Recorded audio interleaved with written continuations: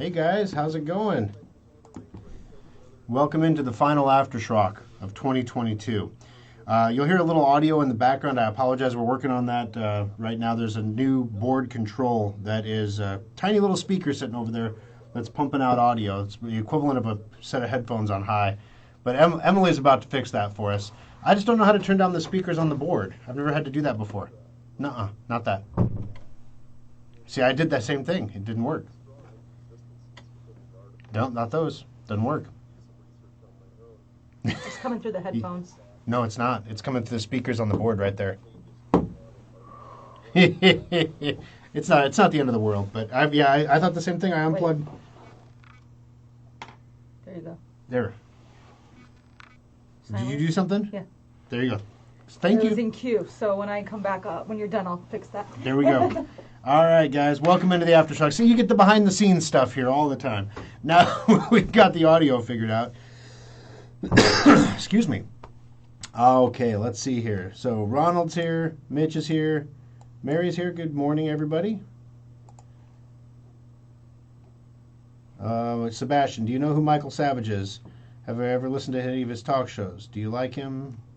Would you wish he went on Mark Levin's show, or vice versa? You know, I haven't listened to Savage in years. I mean, I remember early 2000s is when I first was introduced to his show, and then he was Alex Jones before Alex Jones was Alex Jones. You know what I mean? So, I honestly haven't listened to him in years. So I don't know what he's been doing lately. Yeah, I don't know. I don't know anything about him. Let's see. Karen's here. Aaron's here. Good to have you guys. Heidi, Loanne, Steve. All right. Wow, we got a good turnout here for the final. It's the final one. That's why everyone's like, it's the last time this year we're going to have an aftershock. Driver update. Will Malwarebytes search drivers? How reliable? How reliable is downloading drivers from the company? Oh yeah, Ronald. If you have a Dell computer or an Asus or a Toshiba or whatever, and you go to the manufacturer's website and download the drivers, that's perfect. What ends up happening though is manufacturers. We have this situation on our bench right now with a computer we're building for a client.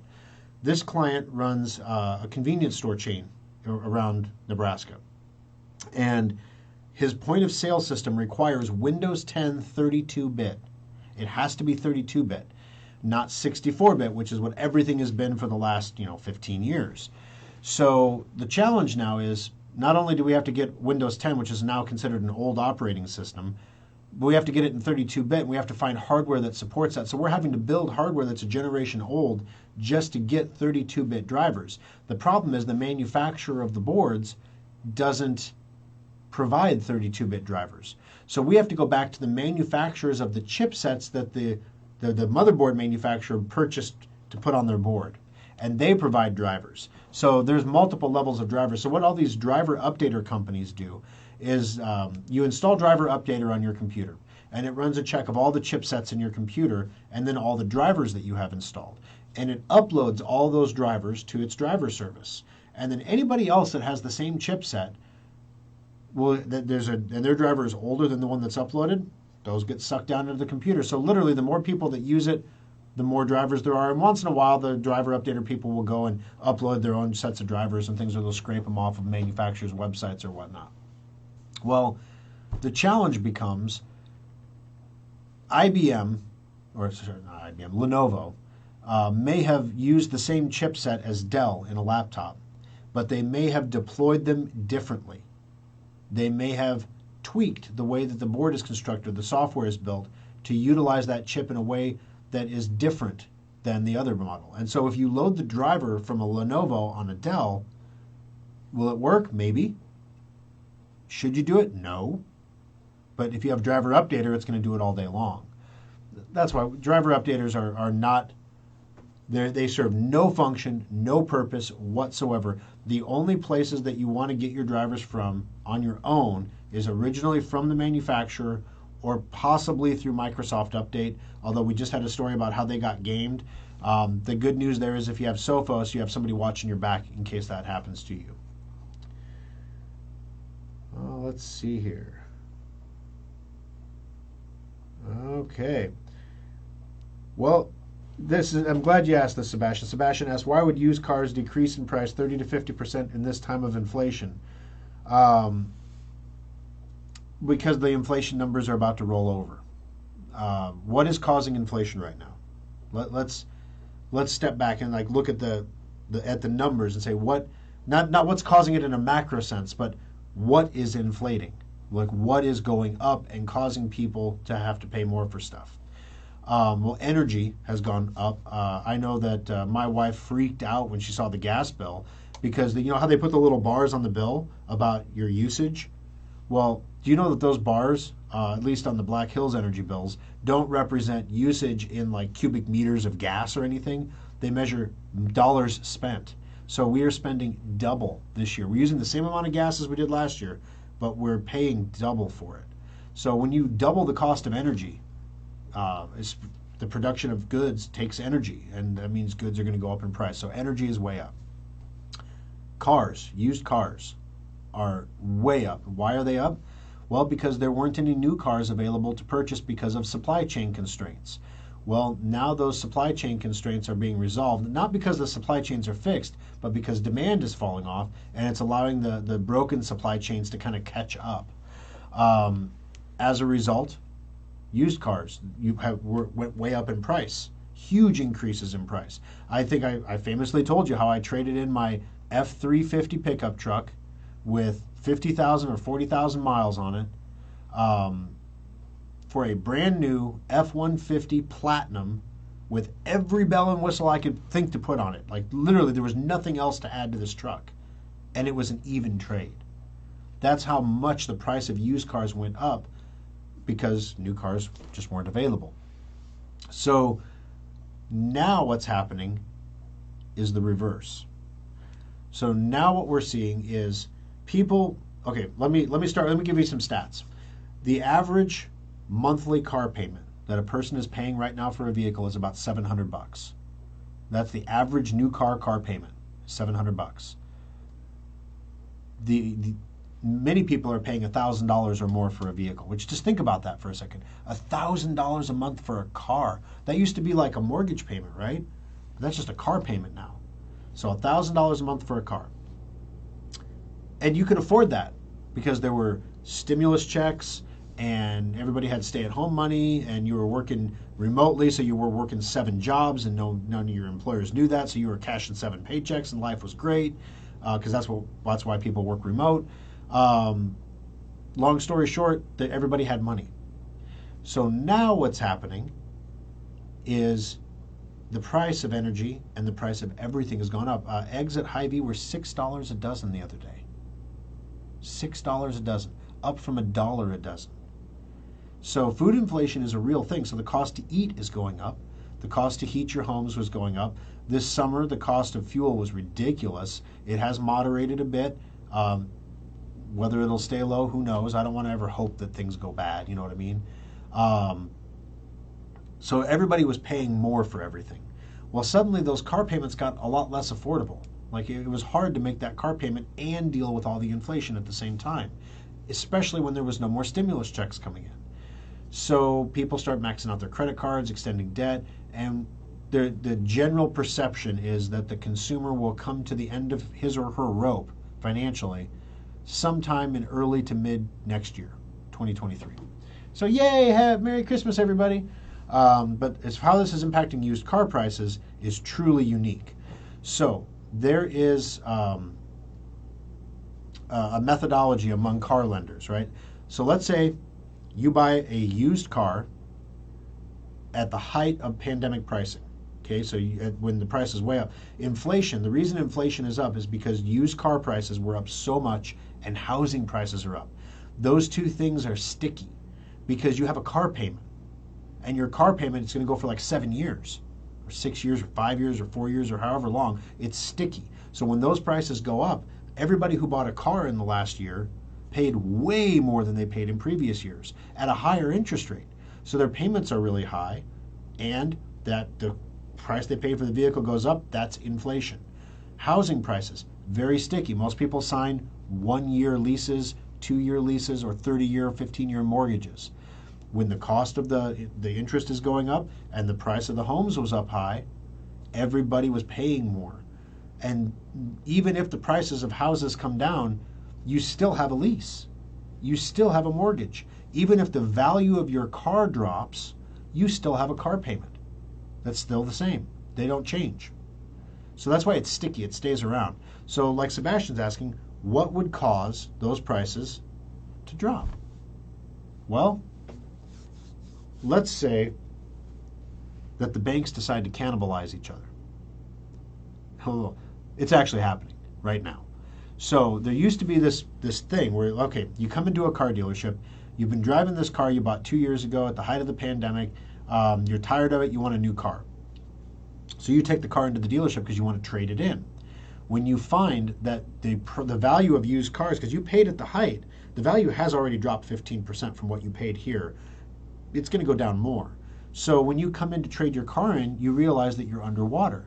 That not only will you have to trade the vehicle in, but you'll have to pony up thousands of dollars in cash in order to get into that new car, because the new bank won't finance a new vehicle for you because you already have a loan for a previous vehicle. And because you're underwater, you have to close that loan out before you can get a loan for the new vehicle.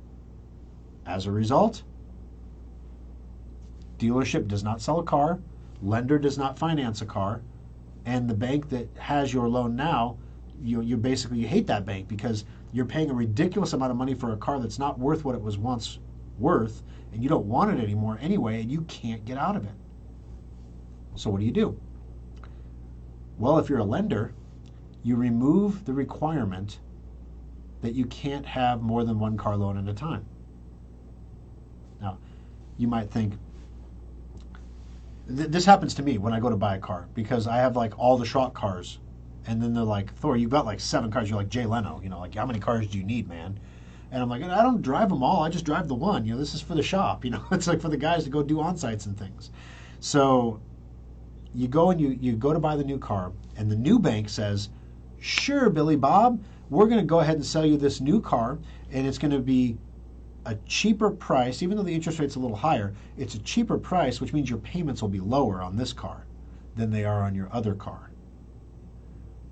The bank knows you're going to default on the expensive car, the car that you're paying $200 more per month on a payment on, that you don't even want anymore, that you're just going to walk away from.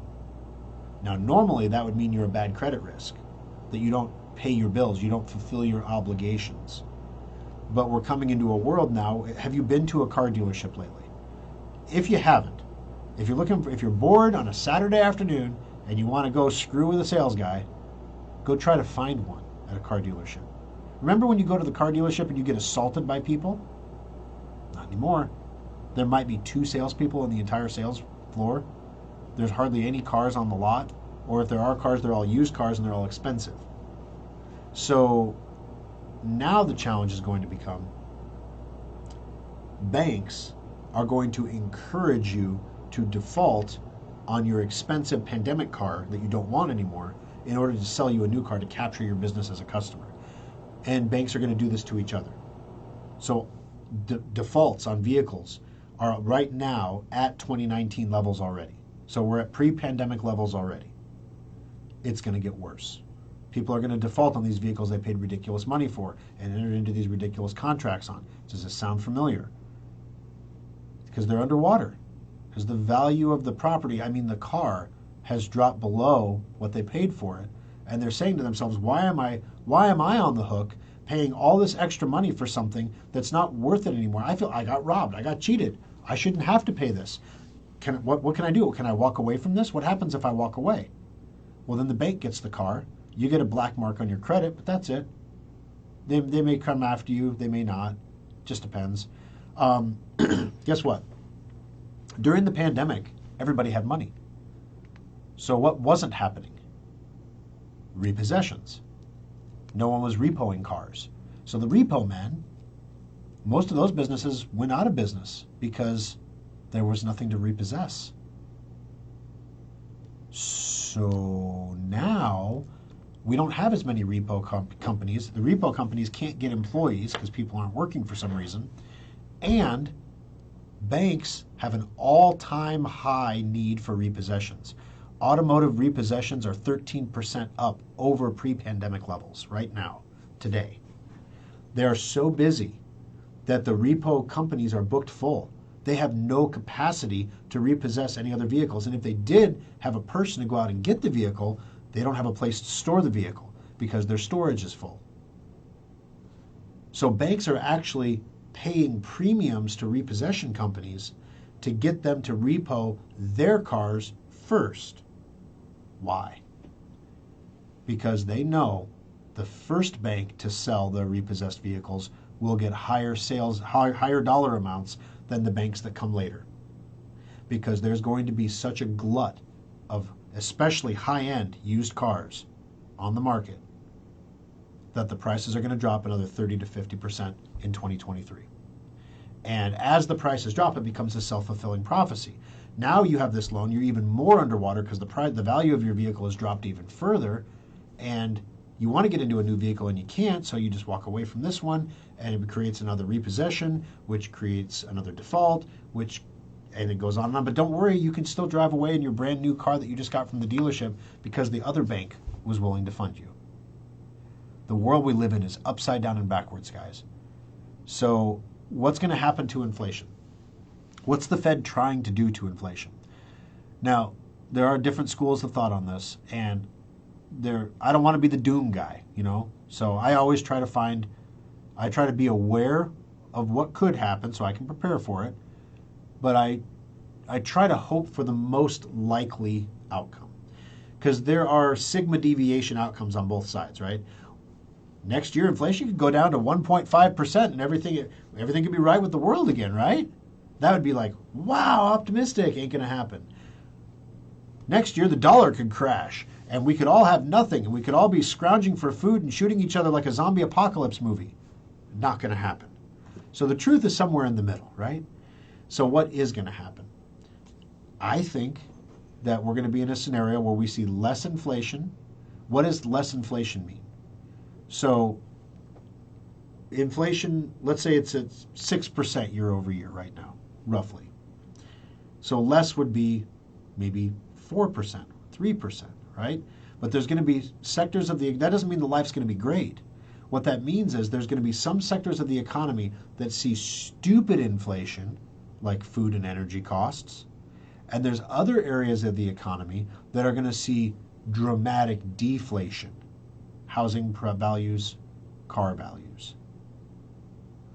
Those are going to offset to create a combined lower inflation rate, but make you absolutely miserable in the process. That is what I believe the likely outcome of the whole thing is. It's the hard landing. That's why. So think about all the tech workers that are unemployed. I know a guy here in Omaha who was working at Meta, who was making, I don't know, well over $250,000 a year in the data center for Meta here in town.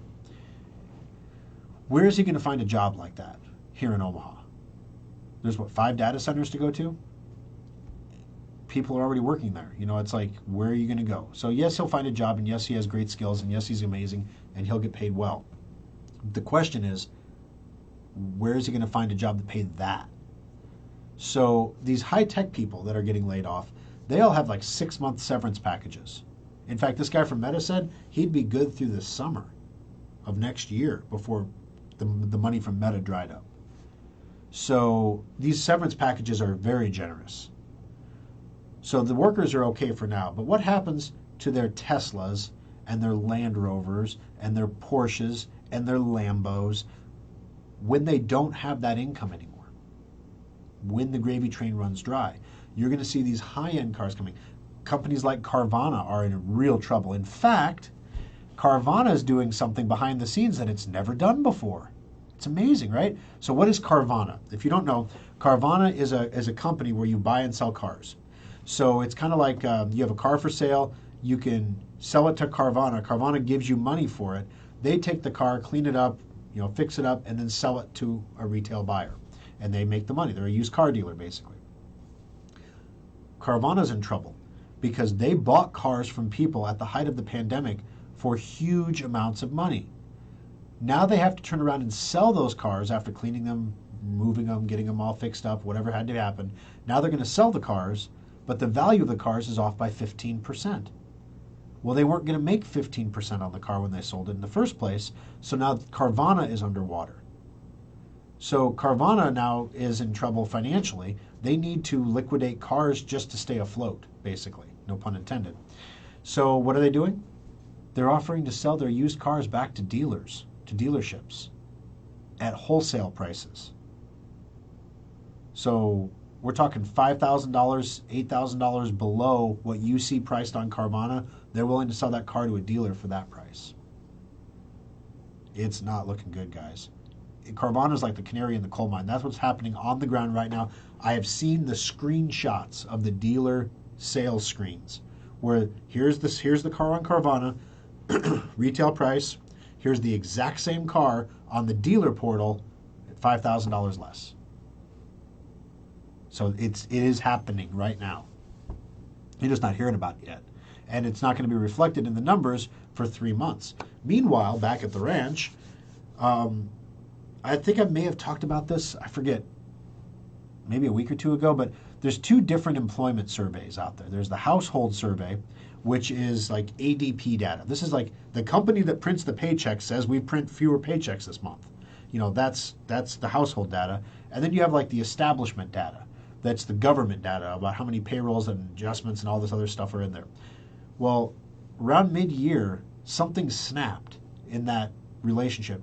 Before that, the two are trending together very closely. There's deviation, but they're within a reasonable discrepancy, right?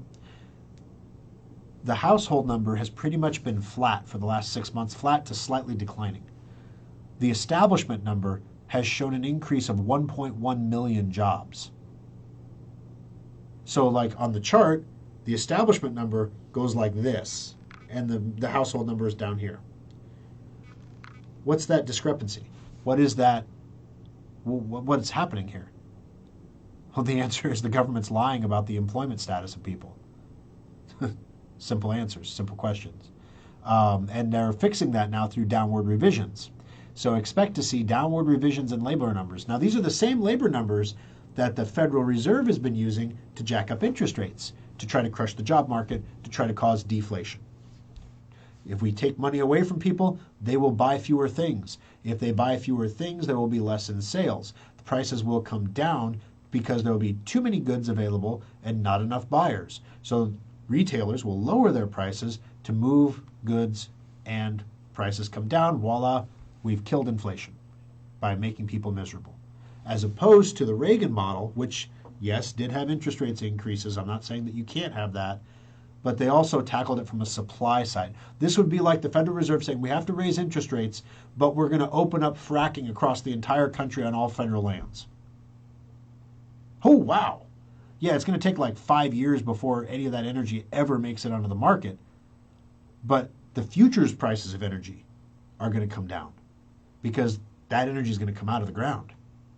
But that supply stuff isn't happening anywhere. It's not happening from a production standpoint. It's not happening from an energy standpoint. It's not happening from a manufacturing standpoint. The services sector is not growing. Literally, it's not happening. So we just have the high interest rates. We don't have the growth policies. So that's the whole point. They're trying to crush the labor market.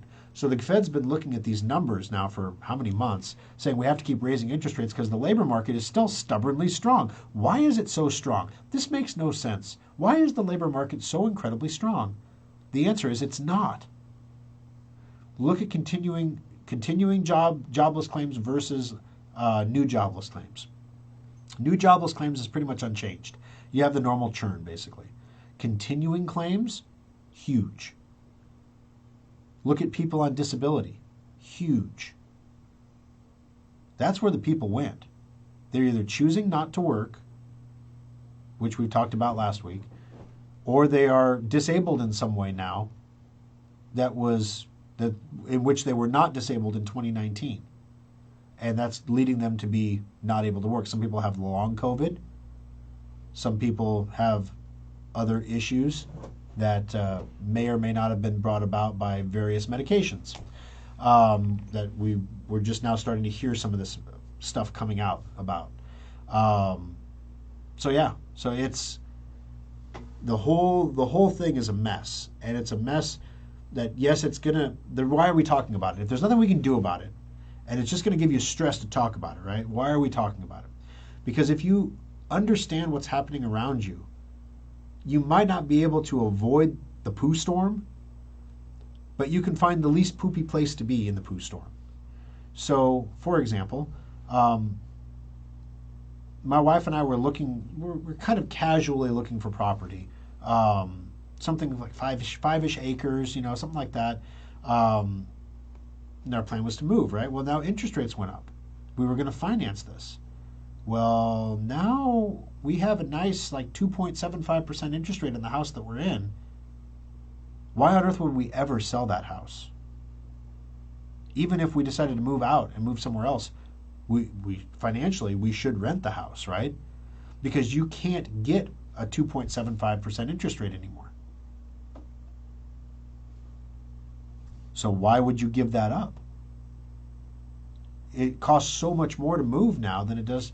So people who are elderly who live in big houses are choosing not to move into a smaller, more manageable house because it will actually cost them more money to buy the smaller house than they are spending to be in the bigger house. So they stay in the bigger house. This is causing people who are in the mid-market. So you have your starter houses, then you have your mid-market houses, then you have your like prime earning years house with family and bedrooms and everything else. So there's a natural flow of people. They start out with starter homes, then they upgrade, and then they upgrade again. Well, the people at the top are not leaving. They're not moving out. So these houses are not available. The people in the middle are not moving because it doesn't make financial sense to move because the interest rates on the houses they have are so low. So the people in the starter homes are paying more than ever to get into the crappiest houses because there's a very few of them available. That's what's keeping the price of housing up right now, by the way. There are very few houses available. Maybe I should just rent, but oh shoot, the rent just doubled. Some people are facing double rent in some parts of the country, year over year. Part of that's because landlords weren't allowed to charge rent for 2 years. That money's got to get made up somewhere. So if you know the world around you and you understand what's going on, you can make informed decisions. Like maybe we shouldn't buy a new house right now. Maybe instead we should bank the money that we're saving and put that toward a down payment or a full purchase maybe of a new house. Another example, one of my employees cracked up one of the vehicles. It was a stupid accident. It was one of those. It was a snowy day, and nobody was behaving poorly or driving aggressively or anything like that. It was just you tapped the brakes at the wrong time on a high-grade hill covered in ice, and you slid. It is what it is, right? Do we buy a new vehicle right now? No. Do we fix that vehicle right now? The damage wasn't bad. He just kind of rubbed up against another car. It's probably mostly paint damage, but it's so dirty out right now you can't see it anyway. Like I tried to look at the car and see the damage. I couldn't find it because of the road schmutz on the car. Once we wash it, I'm sure we'll see it. Do I just wait? Because maybe these small little cars that we use for schrock are going to be cheap enough that I'll be able to just buy one rather than finance it. Or, my ops manager is driving a Ford Ranger. We got a sweet deal on it. It was a brand new 2019 Ford Ranger that we bought in 2020. And got a, pre-pandemic price, got a great deal on it. It was amazing. Well, he was coming from a car. He didn't want to go to a big F-150 or something, so we put him in a Ranger. It was kind of a compromise. Well, now he's driven the Ranger for a while, and he's like, this isn't so big of a deal. I probably wouldn't mind a bigger truck. Okay, so let's look at an F-150. Have you looked at the price of an F-150 lately? Maybe those will come down. If those come down 30%, maybe I'll buy an F3 or an F-150, So that's what it's going to happen. There's going to be an equilibrium that's achieved. So we're going to have 6 months of crazy headlines that don't seem to make any sense because everything you're hearing out of mainstream media will say, everything is fine, everything is awesome. Yeah, there's challenges, but individual stories, but there is no bigger picture. Everything is great. Then you're going to see the headlines in alternative media telling you that the end of the world is coming. Michael Snyder will be telling you that the world's going to collapse tomorrow. I have a new book out, by the way. Okay. The truth is somewhere in the middle. And the truth is that in Nebraska and in Iowa and in the Midwestern states, we tend to be a little more frugal and a little more balanced, and we don't have a lot of the huge swings that you see in other places. So some places it's going to be really bad. Not sure that I want to live in Chicago or Denver or Ohio right now. I mean, there's nothing wrong with those places. I feel like those are the places that are going to get hit. Right now is the time to have sureties, to find good deals, to lock in good deals, to go in with your neighbor and buy half a cow together. I can tell you a great ranch out by Alliance to buy your beef from. Hague is amazing.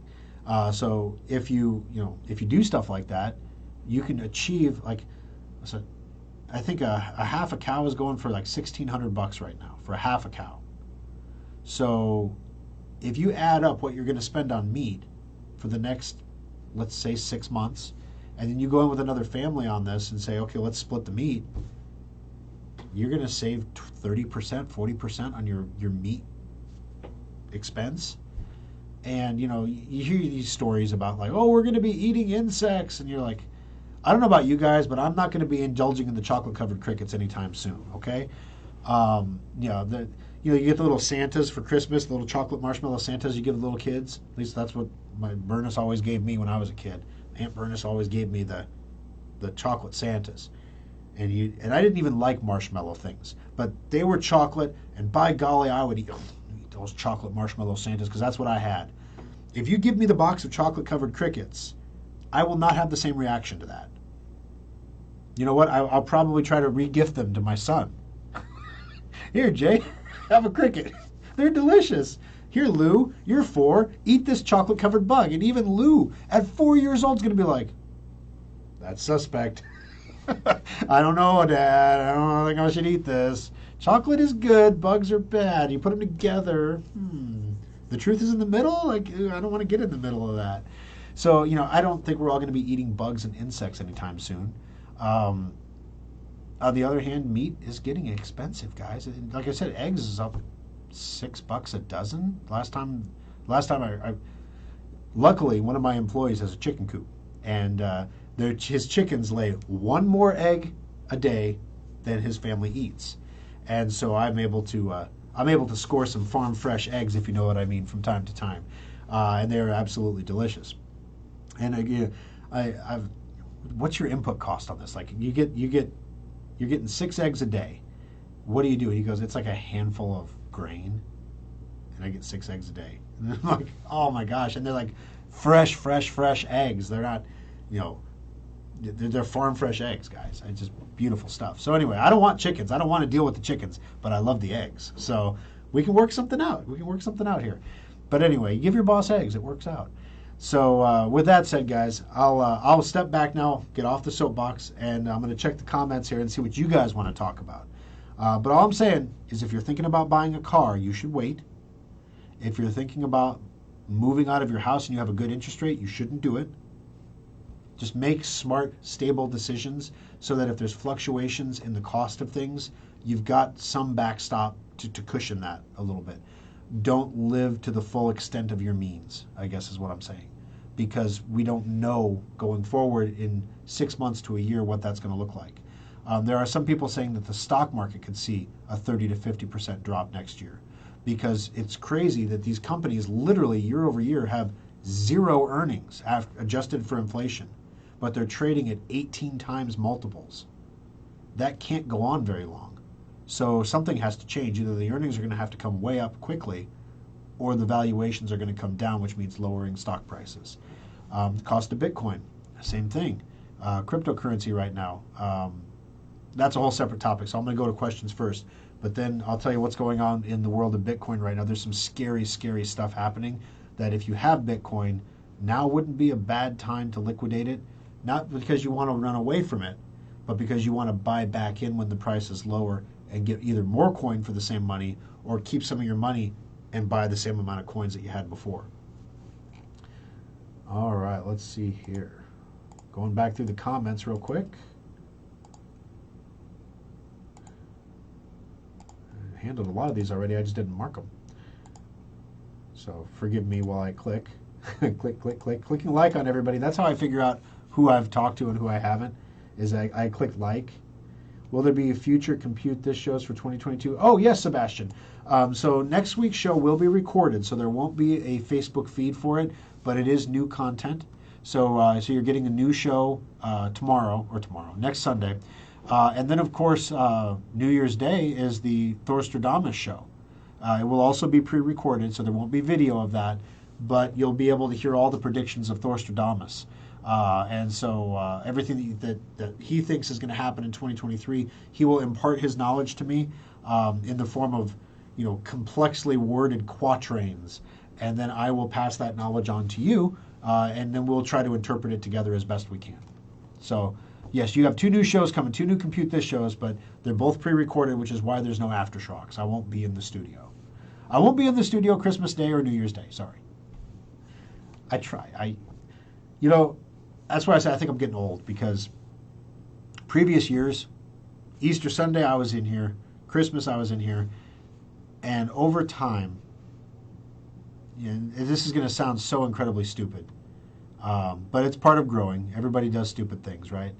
How many Easter mornings did I miss with my kids because I was in the studio? That show is long gone. That Easter is long gone. But they got to open their Easter baskets without me there. Because they ain't gonna wait till after the aftershock to open their Easter baskets. Are you kidding me? Christmas morning.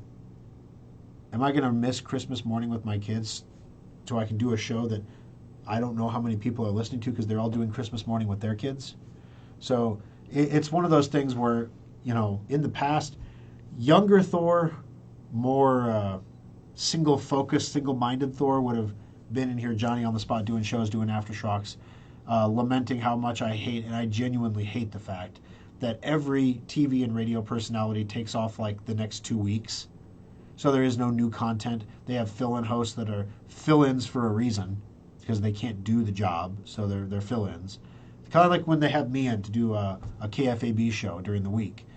It's not because I'm immensely talented, it's because they didn't have anybody else to call.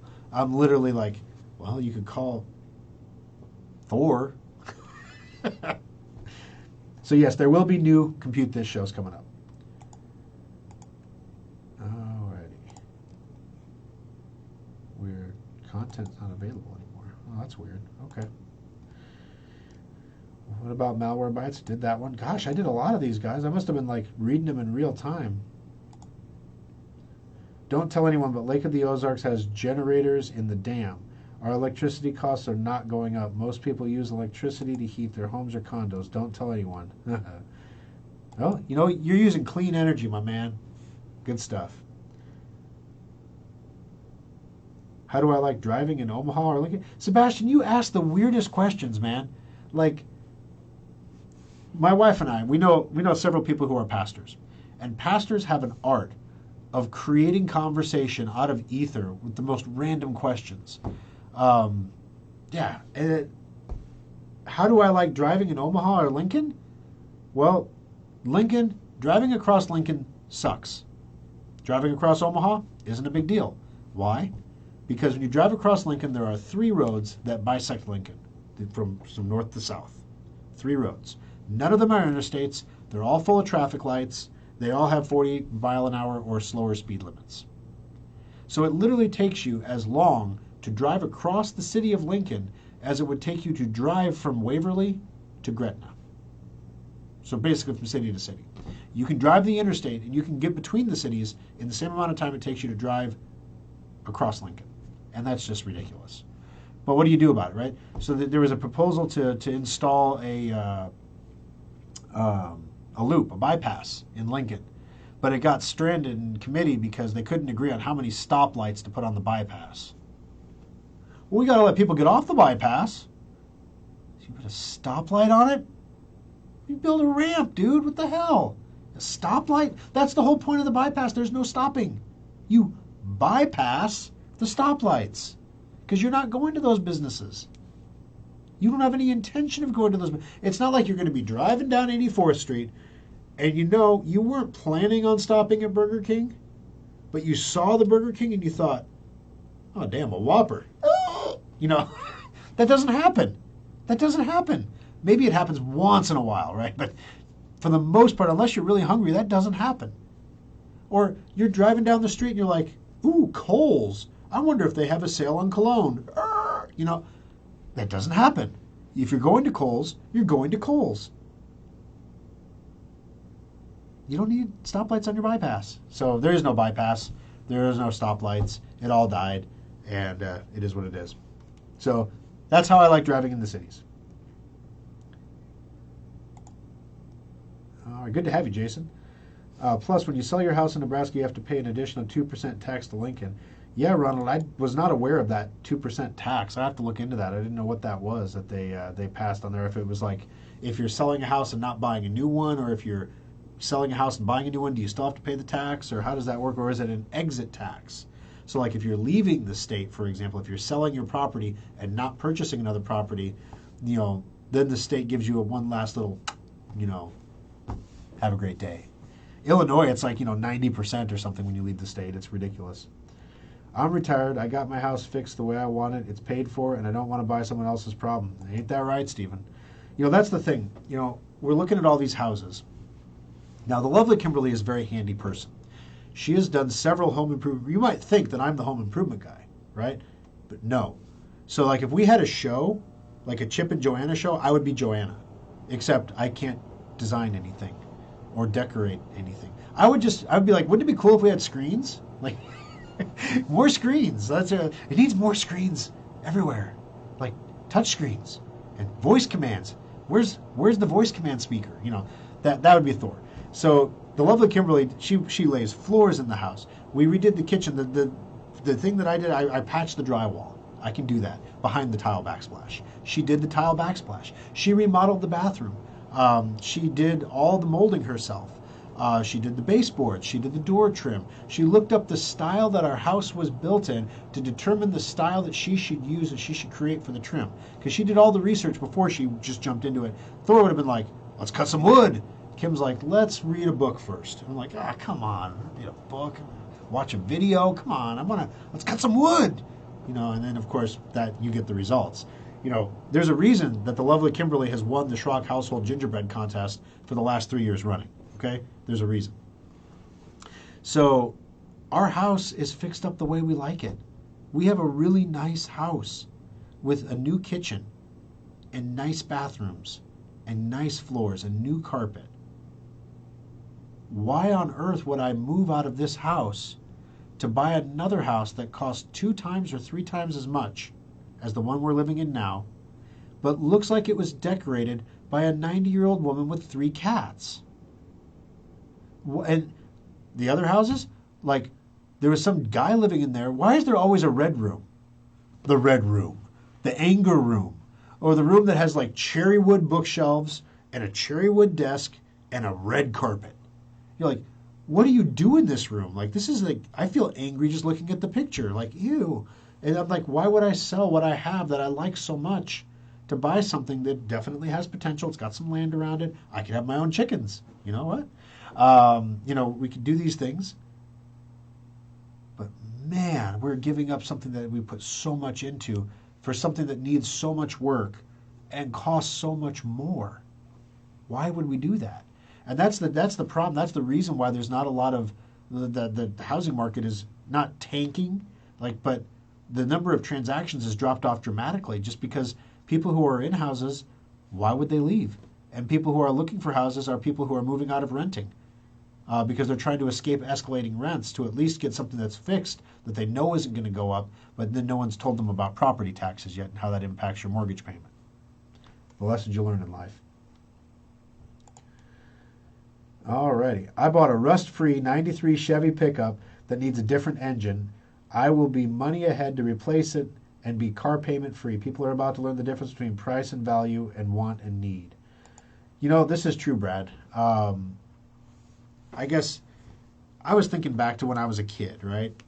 And, my family was not wealthy. We would be best described as sort of middle class. We weren't poor. Both of my parents worked. My mom was college educated. My dad worked real hard. He was a salesman, and he could sell just about anything to anybody. Um, but except for insurance, he tried to do insurance, and even he was like, "Oh, that sucks. Don't sell insurance." All you insurance salesmen out there are nodding your head. You're like, "Yeah, it ain't fun." Um, when your dad comes up to your 13-year-old kid and says, "Can I have your school directory? Because I'm going to call all the parents in it and try to sell them insurance." "Hi, your son Jonathan goes to school with my son. Just thought I'd give you a call and see if your insurance needs were taken care of." I mean, literally, that's what you have to do. It was so embarrassing. So anyway, but growing up, I had one bike. My entire childhood. I finally got a dog when I was 13, and it was a used dog. It was somebody else's adult dog that they were getting rid of. So I got a basset hound. I got a used basset hound, 13 years old. The house we lived in was my parents owned it. He bought it from a friend who gave him a good deal on it after he rented it for many years from her. It was a good house in a good neighborhood. Like any house, it had its issues. Like any neighborhood, it had its issues. But for the most part, the Metcalf neighborhood is pretty solid, right? So growing up, there was always things we wanted. My parents always drove used cars. My mom loved to drive gunboats, like those 70s cars that were like 4 doors and a V8 engine and 5 miles long. She loved those things, and they kind of float as you drive them. And you go. I remember going car shopping with my dad. And, "Dad, get that car. Dad, that car's cool. Get that car." And my dad's like, "No, I think we're going to get the sensible car, son." And he didn't say it like that, but that's what he was doing. He was buying the. He wasn't going to get the Sunfire with the convertible top that came out. "Wow, Dad." He was looking for something to go around and do sales calls in. So he was going to get something that's a little more practical for that.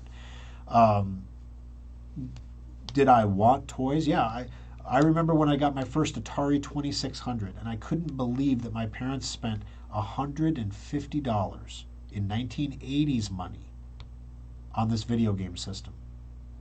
It was a gift for the family, you see, in the same way I think I bought a gift for the family that I'm going to enjoy a lot this year too. So anyway, we all played on it though, and then we all had fun with it, and it's one of those things where you have wants and you have needs, and everybody wants something, right? Everybody needs things, and I feel blessed that for the most part, I feel like I'm at a place, like, I want the Z Fold phone. I don't know why I want it. It's stupid, right? My phone is great. It's a year and a half old. There's nothing wrong with it. It works great. The Z Fold has specifications that are almost identical. They're slightly faster, slightly more memory, but the thing folds in half, which is pretty cool. Why do I need a phone that folds in half? I don't, but I want it anyway. Do I need it? Hell no. No, I don't. And that's why I don't have it. Because even though I could go out and buy it tomorrow, I could buy it right now on the internet and be just fine. But I don't need it. And that's, I think, 20 years ago, I'd have already bought that phone. Because I could. To show other people that I could. And I think as you get older, you kind of realize a little bit that that's not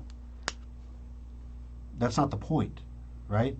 And then when times get a little uncertain and the rules of the game change, which none of us complained when the rules changed, oh gosh, that was 2001. So 21 years ago when the rules of the game changed, that was 9/11. And that's when the whole easy money lifestyle started. That's when the interest rates started to go down.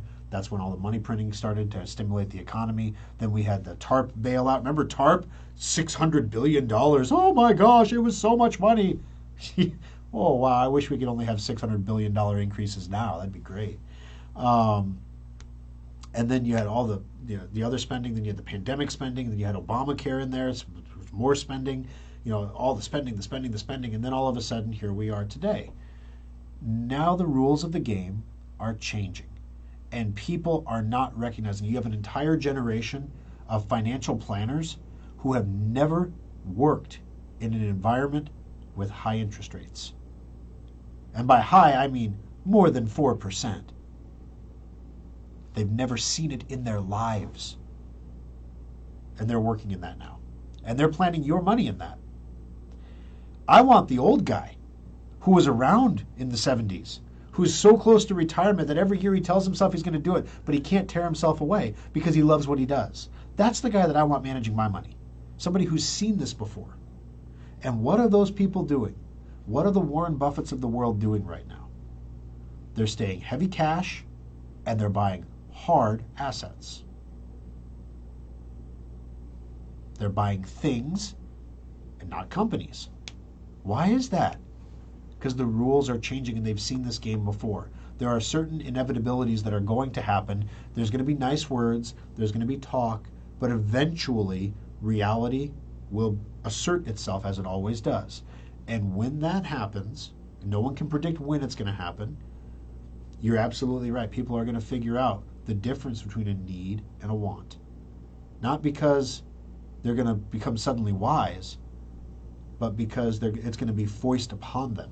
They're going to be forced to choose between things they want and things they need. And it won't be pleasant. And I remember, and when you're a little kid, you don't always remember or understand why you do things. But I remember at one point, my sister and I, we decided we were going to help mom and dad save electricity in the house. And we were only going to use flashlights. Because that's kid logic, right? Lower the electric bill by using flashlights that run on really expensive batteries. It's great. But we were going to save electricity by only using flashlights. And so for like 3 days, we were under blankets with flashlights, reading books. And my parents were like, what are you doing? We're reading books, Mom. Like, don't argue with that. And why did we think that? I'm sure that at some point we heard our parents talking about some financial stress, or maybe we just sensed it. It was the late 70s, early 80s. My mom told me before it was ridiculous. You'd go to the grocery store to buy a cart of groceries, and that cart of groceries last week cost you $20.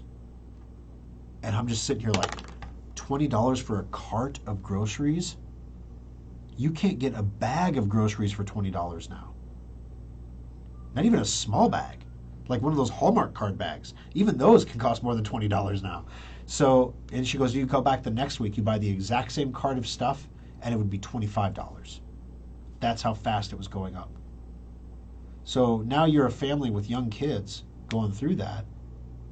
That had to be incredibly stressful. That is what families are going through right now. My wife and I, we know families that people don't always, when they're in need, they don't go out and ask, right? But you can tell when you see small things. And so when you're giving people things for Christmas, for example, and you're giving kids hoodies and stuff like that, it's because they need them.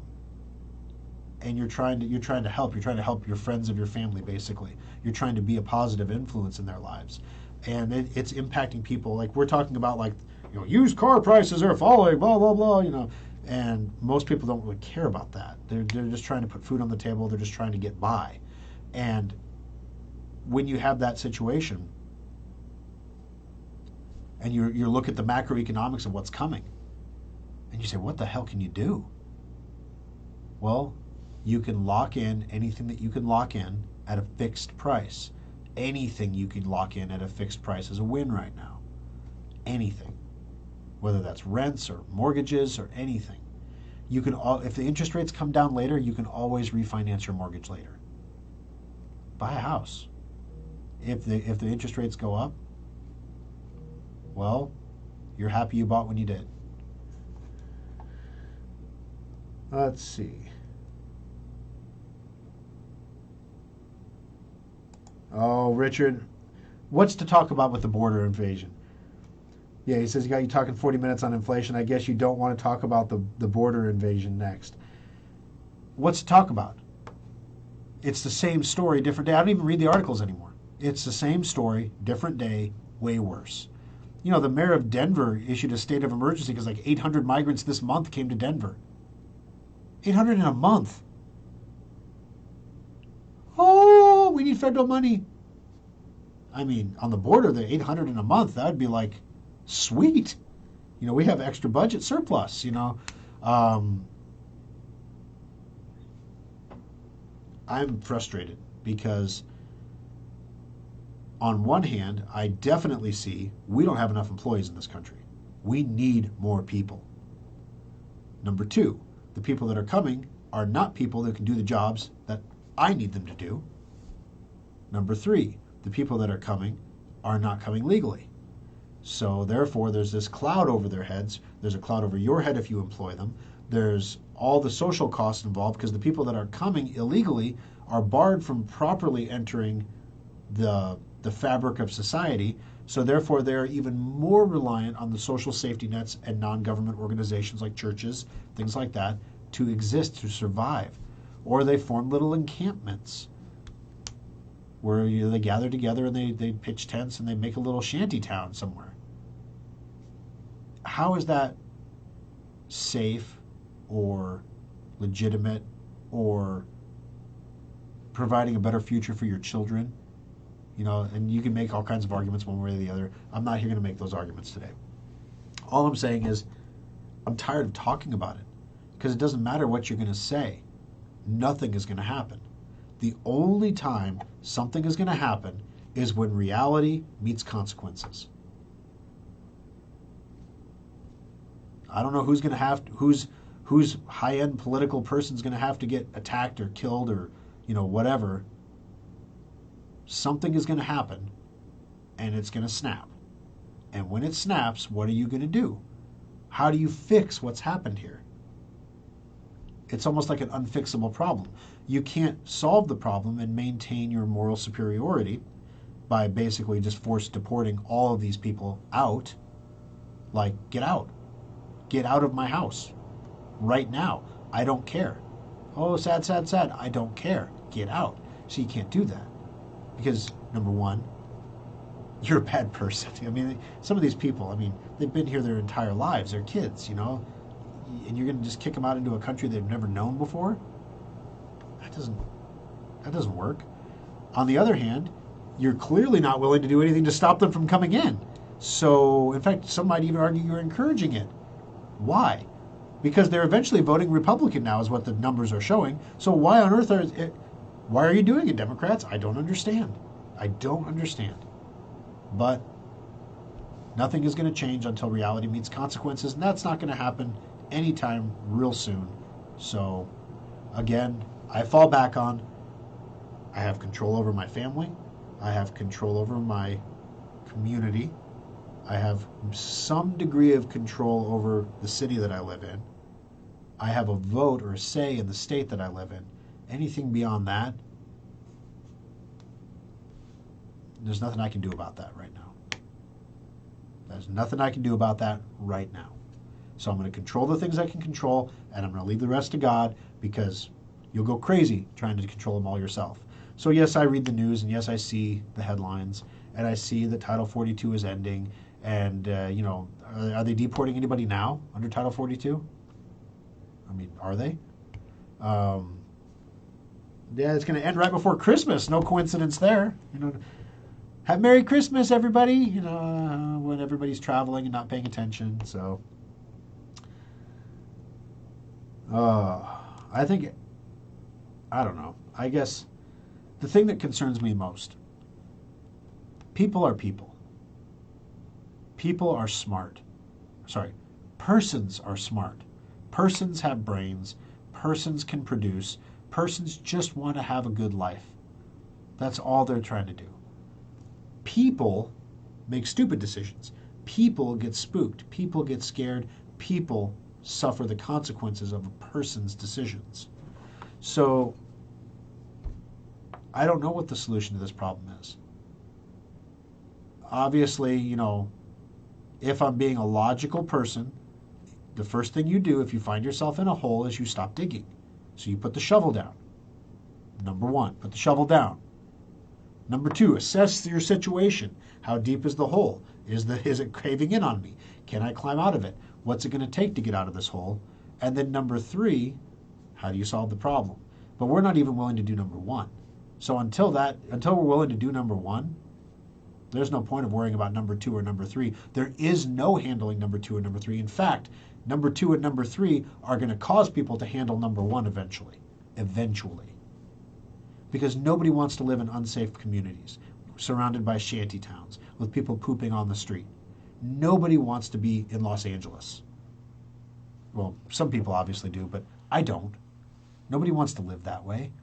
Even people in Seattle are starting to get fed up with it. Even people in New York, they darn near elected a Republican governor because they're fed up with it. Give it another few years, I guess. Is someone in the studio clicking their fingers? There's a clock ticking. If they're clicking rhythmically, like, I mean, that's the clock. I can't do anything about that. It's super quiet in here right now. Alrighty. Why is Google having all the virus threat problems?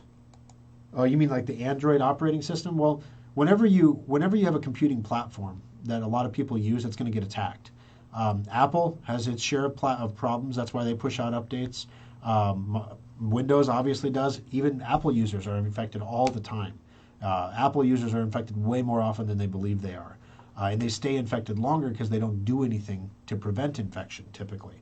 So that's why one of the reasons when we install Sophos on Macs in the service centers, when we install it, we're like, oh yeah, and it removed 2 threats, because they look at the threat report and they're like, why are there threats in the threat report? Well, that's what it removed from your computer after we installed it. And they're like, oh damn, that's not good. So yeah. When are you coming to Kansas City with a store? We should have been here. We should have power, so that a few things happened. Number one, we put in the Des Moines Service Center, which launched amazingly well, and then we immediately got crushed by a staffing situation. One of the reasons that we opened Des Moines, the main reason we opened Des Moines, is we wanted to open a service center that was geographically distant enough, but close enough at the same time that we could get there if we had to, but geographically distant enough that it's a test of our systems. And what we found is some of our systems are lacking, specifically transferring of the inventory pars. We have to keep more stuff on hand at more distant service centers the further away they are from our central Papillion warehouse. Number two, staffing problems. When we have three service centers within a 60-mile radius of each other, we can move staff around. We can have lower individual store levels of staffing because we have more available employees in the pool that we can pull from in the event someone calls out sick or something like that. In Des Moines, that's not the case. So the problem there is we have to have more employees on hand in a service center that is lower volume because it's newer. The Lincoln Service Center has been around for 24 years. The repeat business is through the roof. It takes 5 years for one of our service centers to really establish itself. We opened that one in 2020. So basically we had the pandemic pop, and now, so we don't even know what a real number looks like out of that service center, because every number we've had has been pandemic influenced, whether it was the 2020, like I need to buy a computer to work from home, or the 2021, I have a bunch of stimulus money, so I'm going to buy a gaming computer, or now here we are in 2022, and what we're finding is that year over year, our service centers overall are flat. So our repeat customers are still doing business with us, but we're not seeing those huge sales coming in of like $70,000 sales to a business for 50 new computers. We're not seeing those purchases this year, and that was something that we saw a lot of in Des Moines. Now the other problem with Des Moines, we need more staff because we need more on-site capability, because Des Moines has more geographically distant satellite communities. So, you can go to Waukee, or you can go to Des Moines, or you can go to West Des Moines. You can go to Clyde. You can go to Johnston. You can go all over the place. And they're all the communities are virtually identical, and they're all 30 minutes apart. And so anytime you have an on-site, you're taking a staff member and you're sending them out in a vehicle, 30 minutes one way, 30 minutes back, plus the on-site time. So how many on-sites can a person do in a day? So there are some limitations that we are learning, basically. So how do you solve those limitations? Well, the cannonball approach is you don't open one service center, you open three. And you hire a huge number of people that can float between the service centers, and you build an entire management structure around that local cluster of service centers, a region, if you will. And so what we're learning is the standalone service center does not work real well. We need to have a cluster of service centers if we're to justify having the middle management to manage those service centers, to justify the number of people that we have to hire and moving them about so we can get efficiency, so that we don't have people standing around in one service center with nothing to do while another service center is completely barren of people and not opening because we don't have anybody. You know, these are the challenges that we're facing. So to answer your question, we're going to probably open more service centers in the near future. We probably are not going to open in Kansas City in the next couple of years, and that's why we pulled the radio show. It was basically a 2-year plan that we were going to run the radio show for 2 years, then we were going to open the Kansas City service center. We knew after seeing the numbers coming out of Des Moines are great. The customers are amazing. Everybody loves us there. Don't worry about losing your Des Moines service center. Everything is good there. We just need more. We need more service centers. We need to expand. Now the problem is the population is thin. So, you know, right now we have one service center and all these satellite communities are doing business with that one. Well, if we put another one 30 minutes away, then now we've split that in half. We have double the staff, but each shop has half the business. So that means we also have to increase the marketing budget. Great question. Where do you spend your marketing dollars these days? We're already on radio. We have AM radio, we have FM radio. The only thing that our advertising marketing company tells us to do is put commercials on TV news, which did work really well when we opened the service center. The problem is it is stupid expensive, like mind-bogglingly counterproductively expensive. So what other options do we have? Do we have anything creative? What about Hulu? What about the new Netflix ads? You know, we don't know anything about those. So part of this is developing those systems in order to, you know, we grow very organically. Customers tell their kids about us, tell their friends about us, then they come in and then they tell their friends and their kids and then they come in. So we grow very organically. But when you're opening 3 service centers in a geographically small area, you can't have slow organic growth. You need to be, it has to be like you're opening the first Chick-fil-A in town and people flock. You know what I mean? No pun intended. That's what you need to have. And that's what we're working on creating and figuring out. In the meantime, though, opening that one service center was like a $500,000 expense of outlay between staffing, training, building, equipping, advertising, marketing, the whole bit. So to open up 3 service centers at one time, you do the math, plus it's probably going to cost a little bit more than it used to, so you do the math, and all of a sudden this is a huge, huge expense. An expense that if we took on at one time at the wrong time could endanger the entire company. So we have to be frugal about how we handle this. We have to be smart about the timing of our investment. If you believe that rents are going to be coming down over the next few years a little bit, or at least inflating less, maybe we wait a little to sign the next lease. You know, maybe we negotiate for multiple locations at the same time from the same business rather than separate locations at separate times. You know, there's a lot of different ways that we can skin this. But to answer your question in a very long format way, that's what is going on with Kansas City. We probably aren't going to be down there anytime in the near future. In other words, the next 3 years. But we haven't forgotten about it. One of the things that it's weird to see this, but we had a shortage of staff, right? So you've probably seen me more in the service centers. You hear me telling stories about all the customers I'm talking to in the service centers. It's important that I stay in the service center from time to time. Number one, it keeps me connected with you. It helps me understand the problems that you're facing, so that when I talk on the radio, I'm not broadcasting from my ivory tower. You know, I actually know what's going on. But number two, if I spend 36 hours a week in the service centers, which is what I've been having to do, that doesn't give me a lot of time to visit the Good Idea Ferry. And the Good Idea Ferry has an 80-20 principle, and that's what the lovely Kimberly's for. 80% of my good ideas are crap, and she filters them out for me. 20% of them are solid gold, and she scores those for me. So the problem is if I'm working 36 hours in the service center, those ideas are not happening because I just don't have the time in the day. So now that we are finally getting, I think we have a new front desk starting Monday in Omaha. We've hired another technician in Omaha. We will be full staff in Omaha for the first time in 6 months on Monday. Now that doesn't mean they're trained, mind you. They're still got to be trained, but full staff. We'll have the right number of people in the building. It's been a rough 6 months, guys, from a staffing perspective. So now that that's done, I'm starting to pull myself back a little bit and having them lean less on me, more rely on themselves. But I'm pulling back a little bit and saying, okay, what is the software that we need? What systems do we need to support locations that are distant? How do we do corporate services in Des Moines? How is it different than how we do it here? What do we need? So those are the kind of things that have to go into it to develop behind the scenes. Then once we have that in place, then we can have unparalleled growth. We can have, financed growth even, where we're borrowing money to do it because we know the model's going to work. That was why we opened Des Moines the way we did. We tested one model.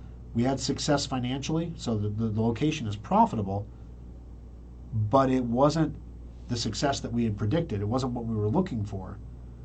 It wasn't a failure, but it wasn't a huge success, and it wasn't a big enough success that we want to do it 5 more times in a row.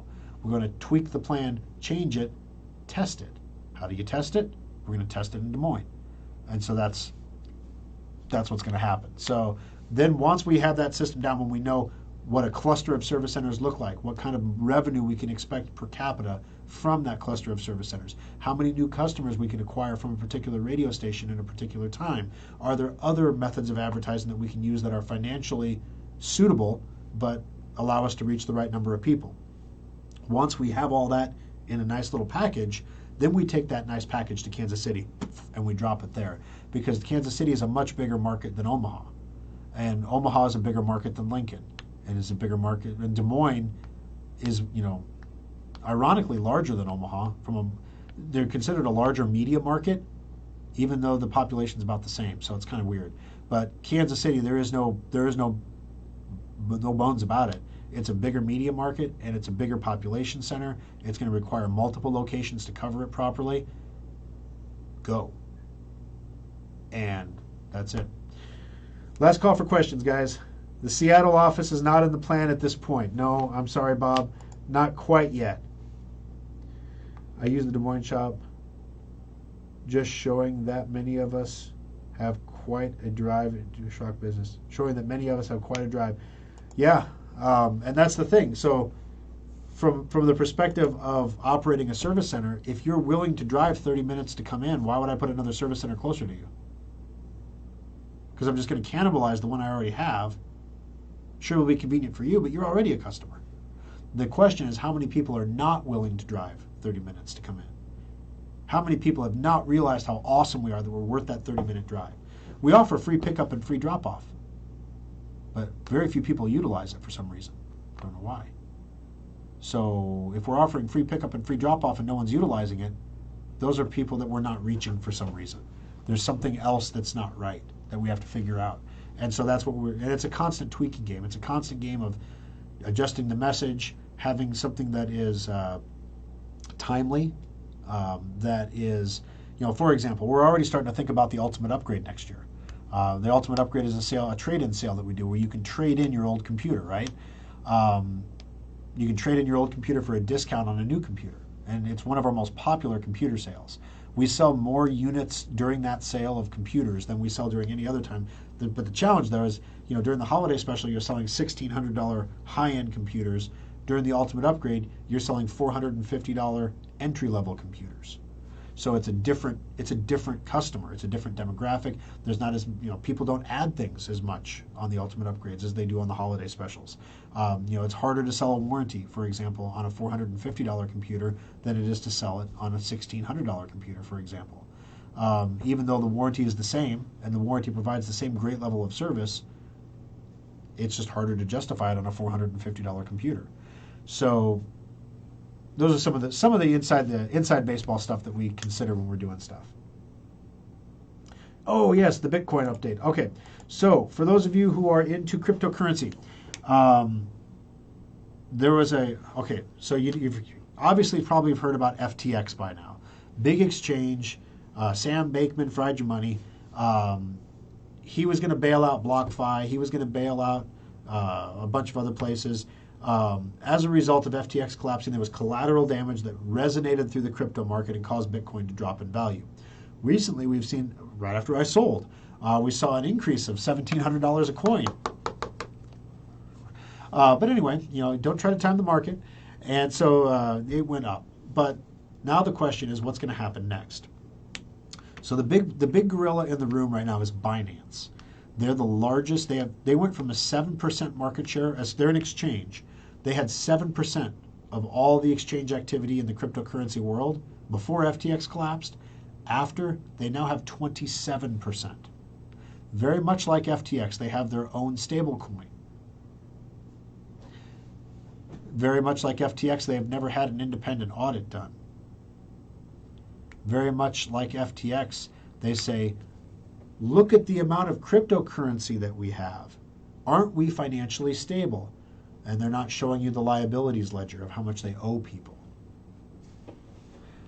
So Binance called in an auditor that is known for auditing crypto firms. And they won't call it, the firm wouldn't call it an audit, they called it a report because it wasn't an audit. They said that this report was generated under very specific rules, basically. They only let them measure one coin at a time. So now imagine a scenario where you're trying to make it look like you have way more Bitcoin than you have. So you might sell all your other cryptocurrency and buy a bunch of Bitcoin and say, look at all my Bitcoin, I'm the man. And then, okay, next week we're going to check your Ethereum. All right, sounds good. So I sell all my Bitcoin and I buy a bunch of Ethereum. Look at all my Ethereum, I'm the man. Yeah. You see how that's a fraud, right? Now, I'm not saying Binance is doing that, but what I'm saying is the firm that created the report just removed it from their website a couple days ago without any comment. In other words, they don't want to tie their name to that. Makes you wonder what the problem is at Binance. It makes you wonder what's going on there. It made a lot of people wonder. So many people wondered that Binance saw $10 billion of cryptocurrency leave their exchange in a 2-day period. Now, Binance says we are fully capitalized, 1-to-1. If you give us cryptocurrency to hold on an exchange, it goes into a wallet. We don't commingle, we don't spend your money, we don't do any of that stuff. In fact, we are so financially responsible, we even have an OBEEP fund. Like this is our reserve fund over here of this bajillion dollars of cryptocurrencies that's a reserve fund in case something goes wrong, then we're covered. Question, if you're 1-to-1 reserve covered, what's going to go wrong? Why do you need a reserve fund? Is it in case leverage bets go wrong? What are those leverage bets? Are you propping up the value of your own stablecoin, kind of like FTX was doing? And now it's coming out that FTX actually engineered the Luna collapse because the last time Luna had an issue, a bunch of people bought FTX's stablecoin instead. So now they're thinking that Luna and Alameda worked together to crash Luna, which was the thing that set off this huge catalyst in the first place that bankrupted a bunch of companies, Three Arrows Capital. Literally, that's what started the chain reaction, trying to save FTX. And then now FTX is gone.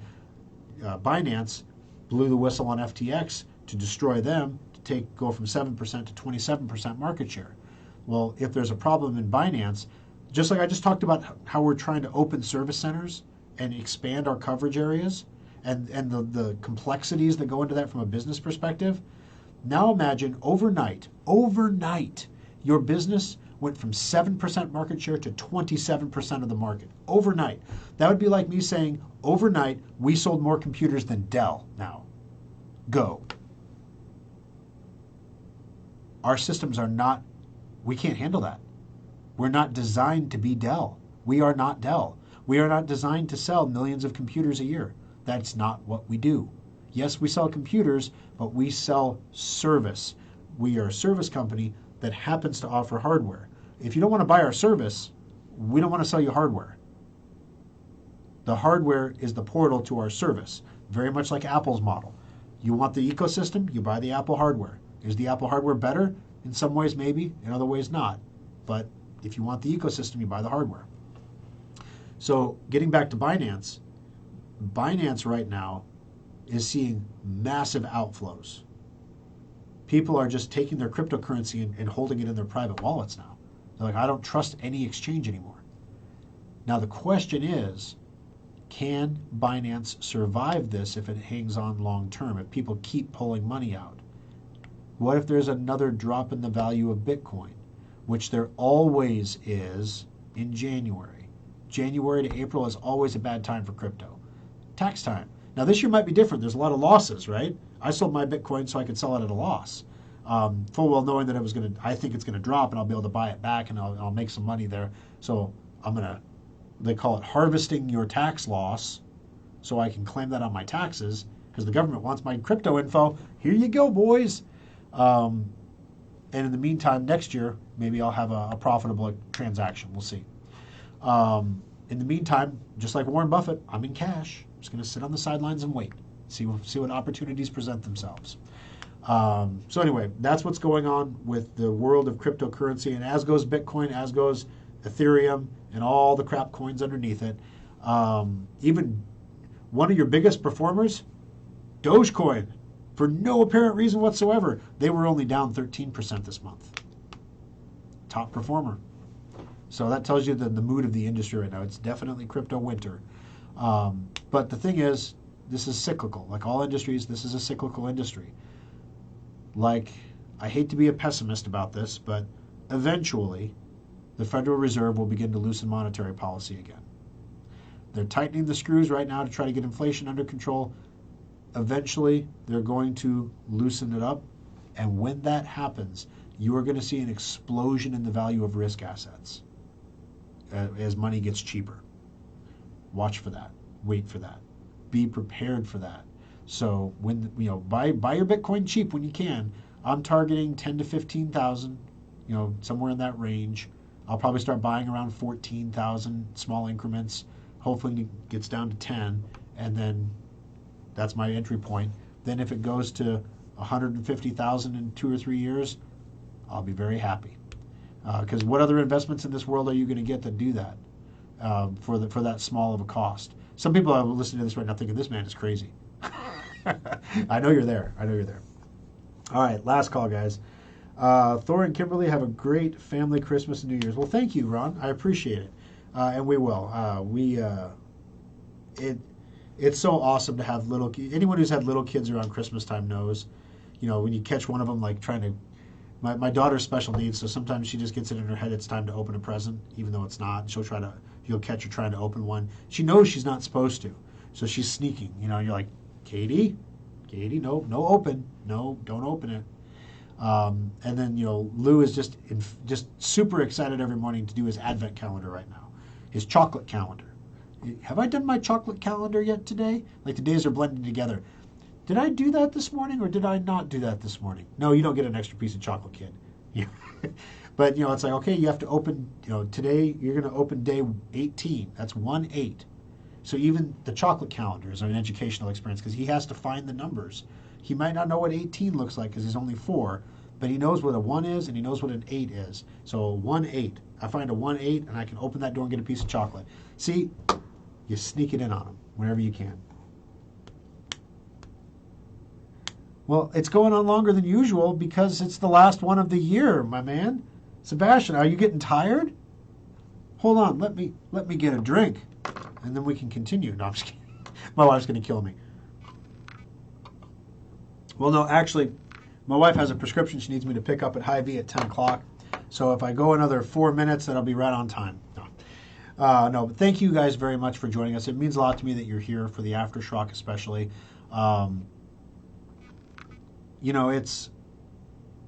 It's one of those things, like I used to believe that there's two sides to the political questions in life that surrounds us. That there's my side, the right side, and there's the wrong side. People who disagree.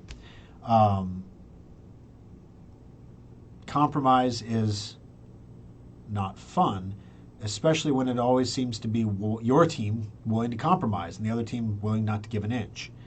And so you want to respond by not giving an inch, and then you end up at an impasse because neither end is giving an inch. Politics has always been this way. There's nothing new under the sun. The names have changed, the rules have changed, and maybe we get rid of some of these 80-year-olds. It will be the exact same stuff with more emotional outbursts. So here, the first Gen Z guy got elected to Congress. He was trying to get an apartment in Washington, but no one will rent to him because his credit's so bad. His excuse is, I spent a lot of money on my campaign, so I used my credit cards to get elected to Congress. Which I would ask what your plan is to pay that money back on a congressman's salary, but I think we can all know what the plan is. But it blows my mind. I was talking with Frank in the Papillion Service Center. I don't understand why anybody gets involved in politics anymore. Like, it's always been nasty, it's always been personal, but now you're talking about the absolute destruction of your life if you get in the wrong person's way. Like, there are no holds barred. Like, there is nothing sacred, especially if your name is Trump. There's nothing holy.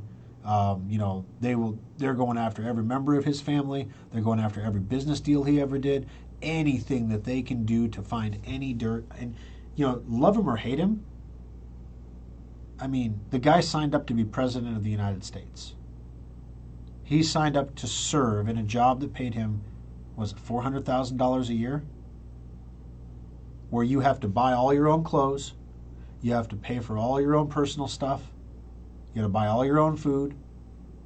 Government doesn't buy all that for you. You have to pay for that when you're president. And you have to go to all these events, and your wife needs a new dress for every event. And you can't just go to Kohl's and buy a dress off the rack. You got to buy the designer dresses. So I mean, it's not a cheap. Let's just say there are probably other ways that Trump could have spent his time and made a lot more money. This Trump NFT trading card things that he's doing right now makes me question his sanity a little bit right now. Like, is this like when Ted Cruz got fat and grew a beard? Like, what's happening here? Are you really going to run for president again, or is this just a plot for you to sell NFTs? Are you trying to be the businessman now instead of the person that people want to elect? So I don't know what's going to happen next. Nobody really does. So all you can do is be very thankful for the positive things you have in your life. And you guys are some of the positive things that are in my life. And I'm very thankful for you. I'm very thankful for my employees. I'm very thankful for my family and my amazing wife. If as a young man you would have told me this is where I was going to be, I wouldn't have believed you, number one. Number two, I would have found some way to screw it up. Because that's what young men do, right? But it's just an amazing unfolding of fates that have led me to where I'm at now. And it means the world to me that you guys are with me on this ride. So thank you. Thank you, thank you. I hope you all have a very Merry Christmas, that you all have time with your families. Aaron, I hope you get out of the care facility. Are you still in the care facility, Aaron? I hope you get out. And I hope everybody has a great new year.